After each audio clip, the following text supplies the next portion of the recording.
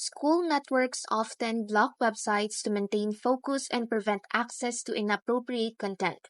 But what if you needed to access a blocked website for research, work, or even just entertainment? So here's what you can do.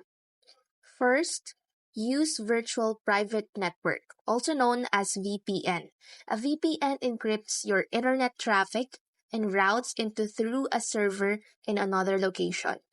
This masks your IP address and makes it appear as if you are browsing from a different country, bypassing school filters. Second, using a proxy server. A proxy server acts as an intermediary between your device and the internet. It receives your request, forwards it to the website, and then sends the response back to you.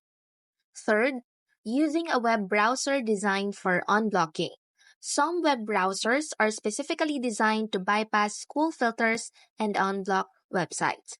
These browsers are often straightforward to install and use. And lastly, using Google Translate. You can paste the URL of a blocked website into the Google Translate and then access it through the translated version. This method is very easy to use. Unblocking websites at school can be tricky, but with the right tools and knowledge, it is possible. Remember to prioritize your security and be aware of your school's rules.